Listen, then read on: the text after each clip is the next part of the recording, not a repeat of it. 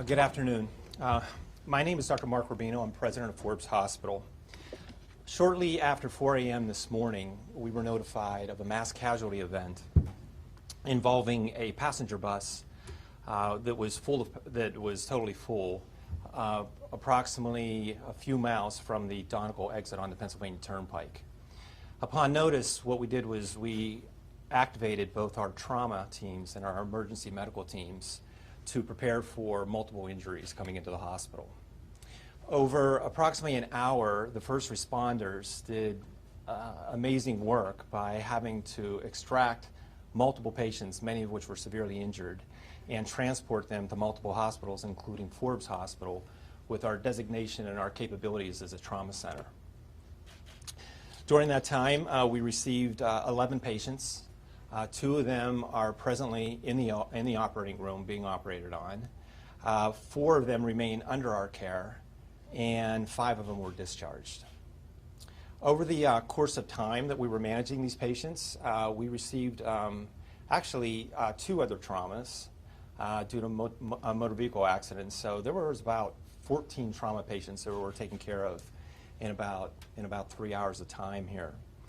I really want to recognize and thank everyone involved in the management of these patients. We had first responders that were out there in relatively dark and somewhat dangerous conditions. We had multiple medical and surgical teams that had to get out of bed, come into the hospital during a very dark time at night, icy roads, still arrived here ready to take care of the teams. The people coming in were not only physically injured, but they were traumatized from a mental standpoint as well.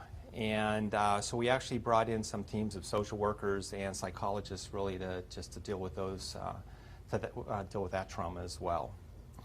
At this point, we have the resources to continue to take care of these patients. Luckily, we've had no fatalities here. Everyone is stable. No one is I think, at risk of dying. And I would expect the 2 patients in the operating room to have their surgical procedures completed probably over the next few hours. I'm happy to take any questions. When you are dealing with mass casualty and you have people with varying degrees of injuries and severity, how do you guys coordinate to make sure the people who need the care right away get where they need to get, but the other patients who are still injured get the care they need to? Sure, and that involves triage, and the triage was taking place in the field. And in this situation, I think there was a total of 60 patients that were injured. So working through, we were working actually through mutual aid, which is emergency medical services near Mount Pleasant, I believe, and they were really dispatching patients to multiple hospitals and making a decision of where to take those that were maybe what we call walking wounded, as opposed to those that were more critical. Because of the trauma designation and the teams that are here, upon arrival we had surgeons, neurosurgeons, multiple medical personnel and emergency personnel, 2 trauma surgeons, and everyone was really available to take care of the number of patients that we were going to receive. Did you run into some language barriers? Were there some people from other countries who didn't speak English? Do you know what? We did. There was a number of Spanish-speaking individuals. There was a number of people that were coming, I think it left from Chinatown in New York, and it was a bus run that was going to Ohio. We had really a mixture of people. We had students. We had a number of adolescents, which really concerned us considering there were deaths at the scene.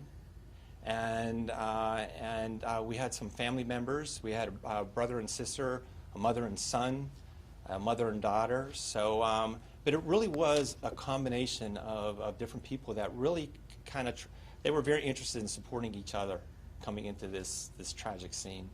How difficult was it to treat people, with the language barriers? Do you know what? We brought in actually some nurses that spoke Spanish, and that was really taken care of pretty quickly. It really does take a whole community to run a trauma center. What happened was when this bus turned over, a lot of them had all their clothing and their personal belongings contaminated with diesel. So they all came in scared. It was dark. It was cold. And working with the Monroeville Foundation here about a month or so ago, they donated money to us, and we purchased clothing just to have on board for both male and female. So clean clothing that we purchased just in case we would have an event such as this where we had to remove all their clothing and they were able to put on clean clothes. And I think that just that kindness and compassion just meant so much to them in this state of stress that they were in. Forbes Hospital says that they've received calls from consulates trying to check in on people who may have been visiting the country that were involved in this crash. Have you all received the same calls? And then also, what's the reunification process look like now that you have everyone in a somewhat stable condition? We did not receive any calls from consulates, but we did get in contact with almost all the family members are here, and a number of the families have now arrived and are with their loved ones. And we think we pretty much have everyone accounted for in regards to making sure that they were able to communicate with their families at home.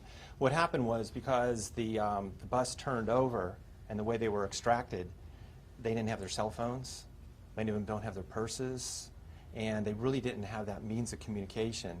And really some of them were injured to the point where they really weren't ready to, they weren't able to communicate with their families. So that is why the social work teams were here to really address that. So were all the injured people just on the bus, or were there some like other drivers or tractor-trailer drivers or like that? My understanding that there were 2 other trucks involved at the scene. We did not receive those patients, so I really don't have any knowledge of their injuries. So everybody you're talking about was on that bus? Yes, we had 11 from that accident, and then there was another motor vehicle accident on Route 7 that we had 2 other individuals transported from. That was the fatal? I believe so. Your field crews who are going out in this situation, are you able to describe some of the injuries that they were experiencing, the range of what you saw out there? Sure. The range that we saw here and what was transported here was everything from neurosurgical injuries requiring spine surgery, as well as abdominal injuries. We have a patient that has what we call a subarachnoid bleed, which is a brain bleed.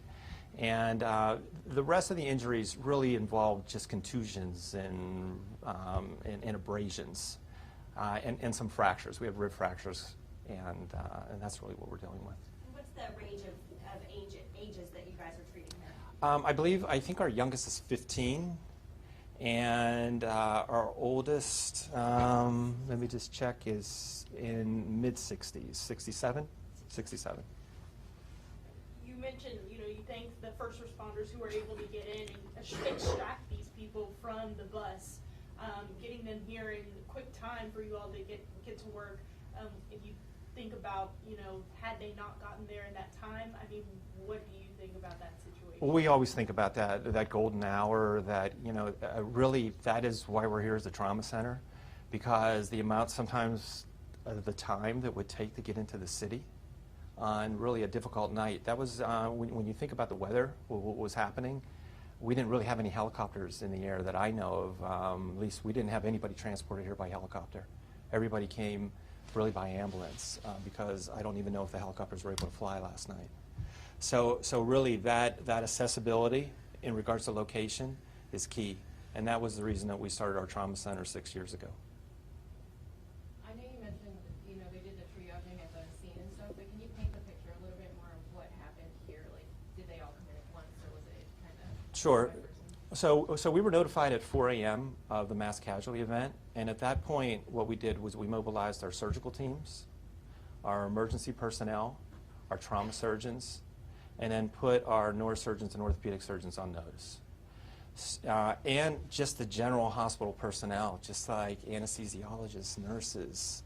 And by the time anybody arrived here, the ED, the emergency department, was completely full and ready to handle as many patients that came in addition to the volume that was already in the emergency department, and we got those patients upstairs and really developed the capacity to be able to take these additional patients. You mentioned that golden hour. How important was it to get there and get those folks out and get them back here? Always, and we've seen this multiple times with other, casualty events. It really happens all the time.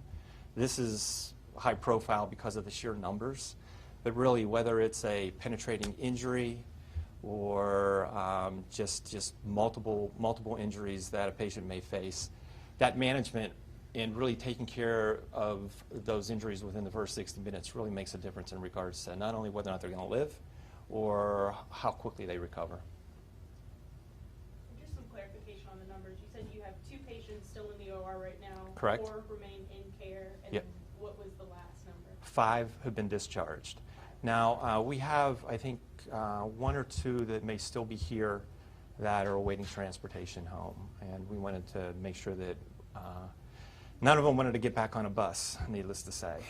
And we wanted to make sure that they had means of transportation tickets. Most of them were on their way to Ohio. Were most of those people then from New York?